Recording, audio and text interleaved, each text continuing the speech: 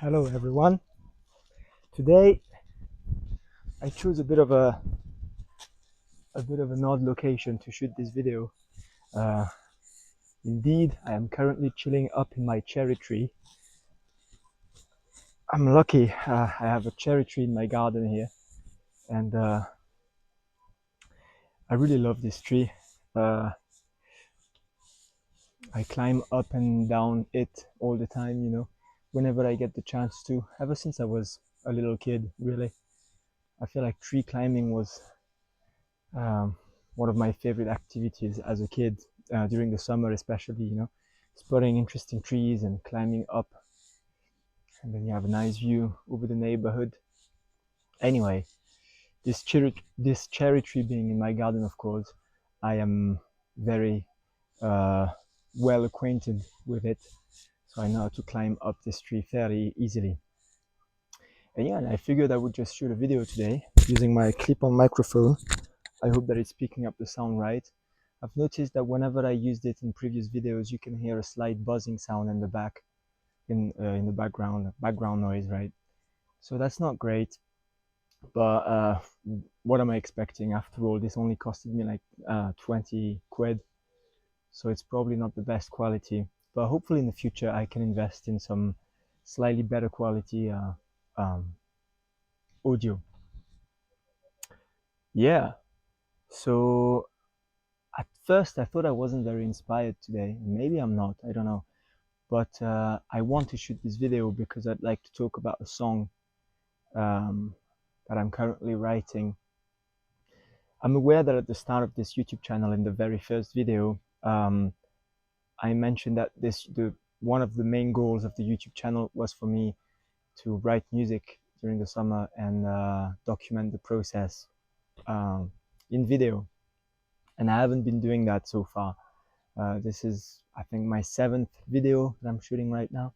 And so far I've been rambling and yapping about my childhood memories and about my past in general quite a lot. So I'm aware that we're sort of drifting away from the original idea of this YouTube channel. So that's why I'm going to try to um, refocus on that original idea, which was to document the whole process of coming up with musical ideas and ideally writing songs along the way. So yeah, I wanted to talk about this one song um, that I started writing ages ago, actually, a couple of years ago in early 2024. And then I just left it, and it's been collecting dust since then. So over 2 years now. Um, it's called Drifting and Floating, is the title for it. It's not definitive. I might change the title later on. But yeah, and it's a little cheesy, I guess, but not too cheesy. It's about two lovers going on an adventure, and it's a bit surreal because love is sort of um, taking a hold of him, and so yeah, that's the main gist of the song. Basic love song and about a journey as well, a love journey. Um, and I don't have my guitar right now because it'd be a bit of a hassle to bring it up the tree, and I don't want to drop it, so this could be part one.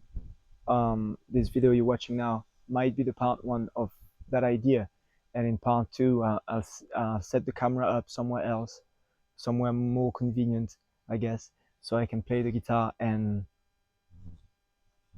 play the song and build on the few ideas that I have already, that I have so far.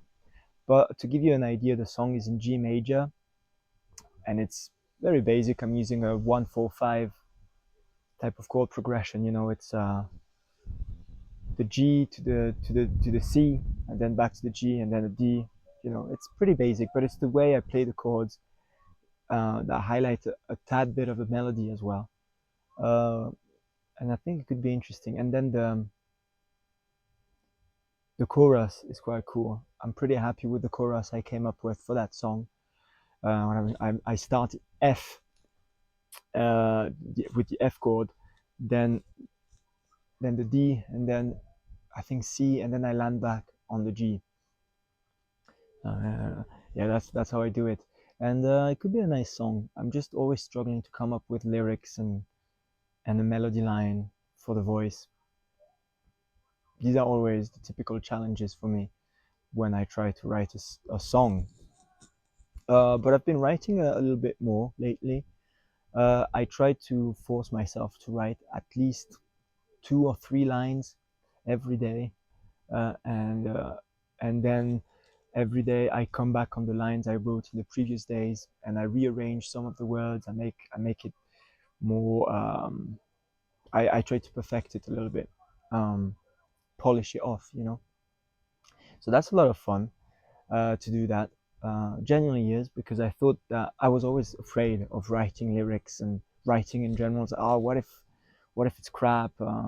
What if it sounds dumb or whatever? But this is just a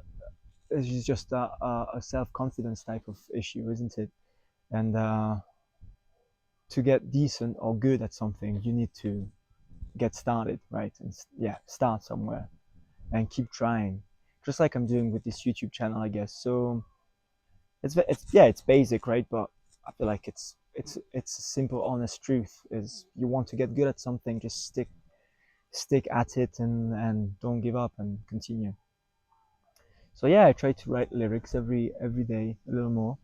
And now I'm gonna specifically focus on that one song that I'm talking about, because I'd like to come up with definitive lyrics for that song.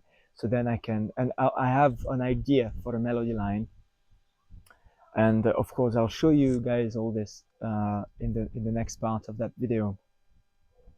Right now, I'm aware it may seem a little abstract, all that, but uh, there is there are enough ideas for that one song, um, so that I can actually make a song. I think, you know. Yeah, and the context in which I wrote that song was quite special, and I feel like I can talk about this a little bit in this video here. Um, so in early 2024, I traveled all the way to Trinidad and Tobago, and I stayed there for a few months. It was such a beautiful experience, a great opportunity for me to travel, see the world, but also work in a field of interest of mine, one of my fields of interest. Um, so I studied evolutionary biology at the university. Um, and after my degree, once I graduated, you know, from uni, um, I heard of that opportunity through my university. And that opportunity was that of a project taking place in Trinidad, on the island of Trinidad. It's called the Guppy Project. I don't think it's running at the moment because they ran out of fundings, but it's a brilliant project that I wholeheartedly support, of course, having been a part of it, you know, but also because I think um, it's, it's a really nice research topic in the Guppy Project. So I guess at my level, I can advertise for it a little bit. So yeah, it's called the Guppy Project. It takes place in Trinidad, and it relies on biologists or students or, you know, people with some backgrounds in science to come to Trinidad and go collect some data in the jungle. So what type of data exactly what we're looking for? Well, basically, um, we would be fishing for guppy fish and killifish in 4 different streams, in deep in the jungle of the northern range forest in Trinidad. So we would hike through the forest, through the jungle, and of course, uh, for an aspiring biologist like I am, you can imagine how fantastic and eye-opening that was, to be in the jungle in a completely different environment than those that I'm familiar with, right? Everything was new, and it was very humbling experience as well, um, because you need to be very mindful of your surroundings. It's a harsh environment, you know, and in harsh environment, evolution. It's a bit of a simple way to put it, but evolution produces very tough and very uh, yeah, very aggressive species sometimes, with strong defense mechanisms, or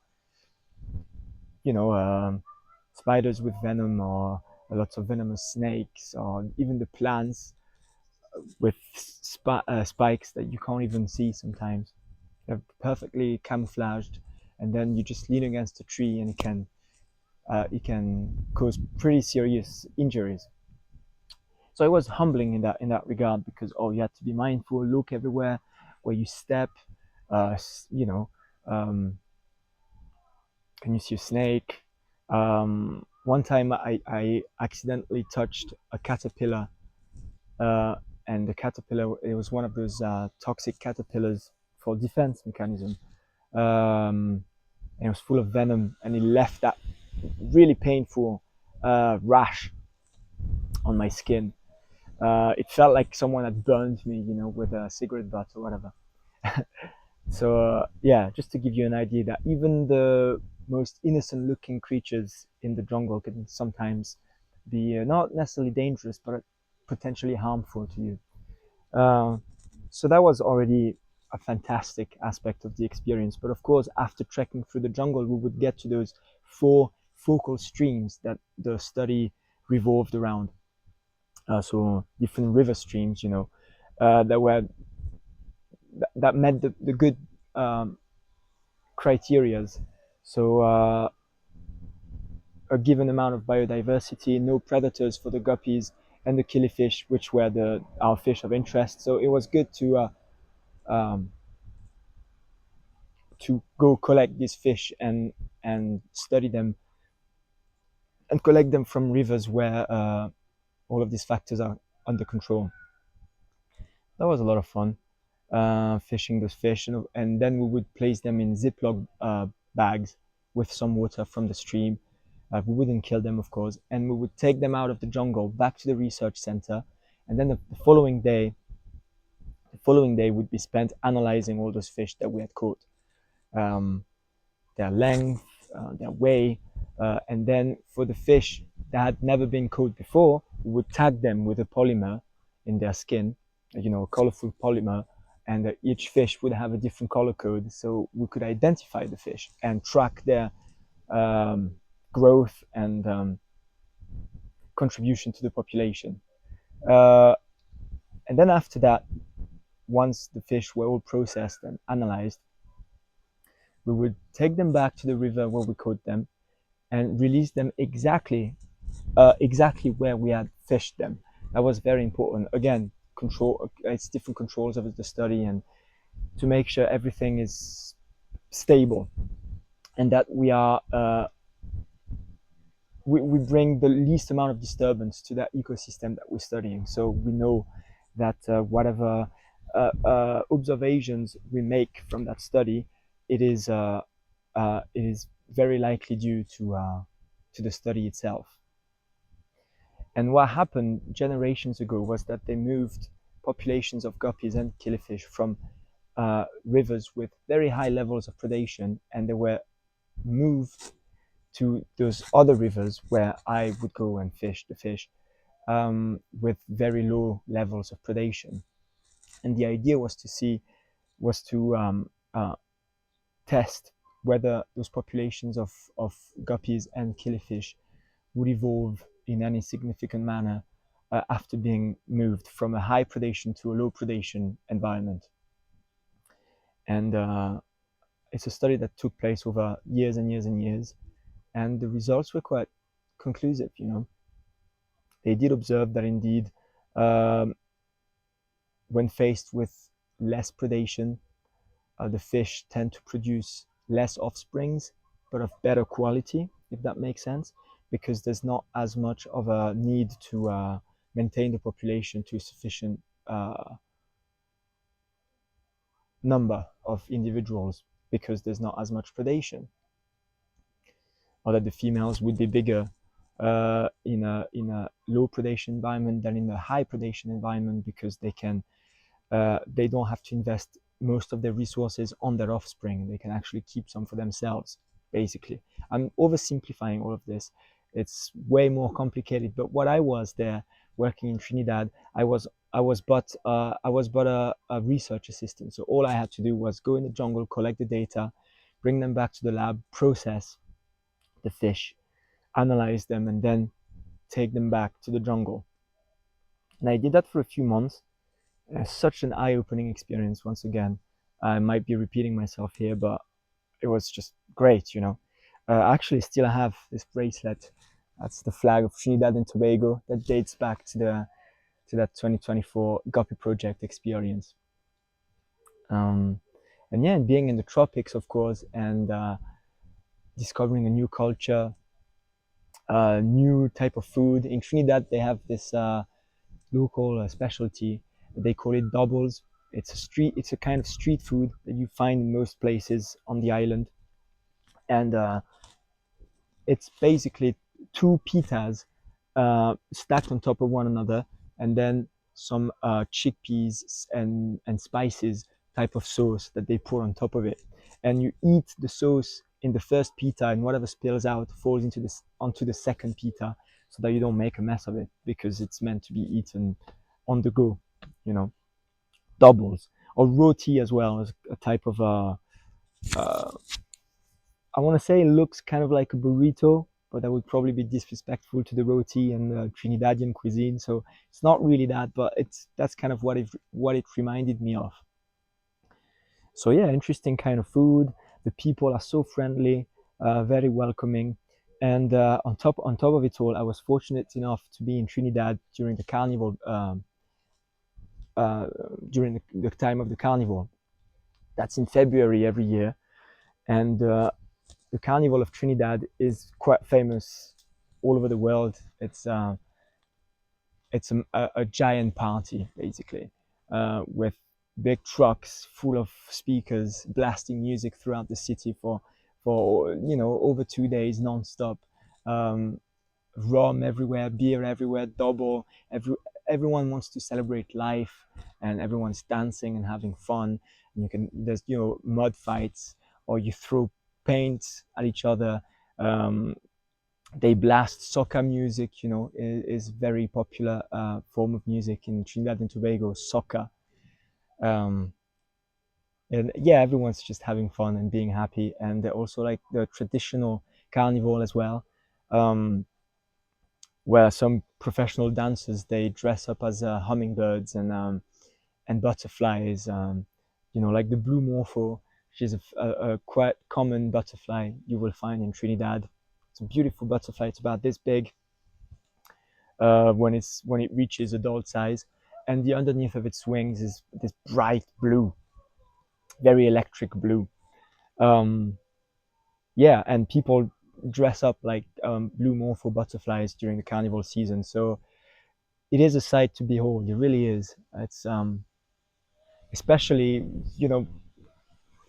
from my eyes. I've never been to Trinidad or such a vastly different culture. And having the chance to see all of that was very, very good for me. Very beneficial.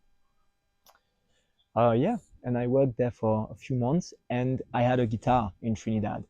Um, the guitar that I think it appeared in one of my first videos. That guitar, that's the one, yeah. And um, it's like a fairly unexpensive Gretsch acoustic guitar. It costed me about £100, and it is a travel size, so it's a short scale guitar. It's perfect for traveling, and I got the guitar just a few weeks before I left for Trinidad in early 2024. For my birthday, actually, my parents gifted me the guitar because my birthday is in January. So I had the guitar, and I could take it with me to Trinidad. Um, and in Trinidad, the biggest star of soca music is Nyla Blackman. She's a queen. Everyone loves her there, and every year there's a new banger. She a new banger album that comes out from Nyla Blackman, and it becomes the soundtrack of the carnival. And so I decided to name my guitar after Nyla Blackman. So my guitar is Nyla as well, which is a bit silly, but. Um, it will forever remind me of Trinidad whenever I play this guitar. And it's on that guitar in Trinidad that I started to come up with the song idea that I mentioned at the start of this video. So yeah, I don't know how yet, but in the lyrics, I want to make a few references to Trinidad. You know, my experience there, the colors, the food, the jungle, the people. I wanna get the essence of that and somehow write lyrics about it. So yeah, that's the idea, and I wanted to. I again, I'm still fairly new to this whole YouTube thing, so sometimes my thought process is not super coherent, and I go all over the place. But hopefully, you get the gist. I wanted to put this to tape, so now I have to commit to that song idea and go and finish it. You know, hopefully I'll do this coming week, and I'll shoot a video when I feel I shoot the part two of that video when I feel like, oh, I have enough material for that song now, that I can, you know, show it to the camera. So yeah, that's the plan now. um, I'm gonna go now. Peace, love, and music as always. Take it easy for the people who are watching. I hope you're having a nice day. And maybe before I go, I'll show you where I am a little bit in the tree. Oh, okay. So yeah, it's my tree right there. uh, and the view, pretty cool, isn't it? Anyway, peace and love, everyone. Take care.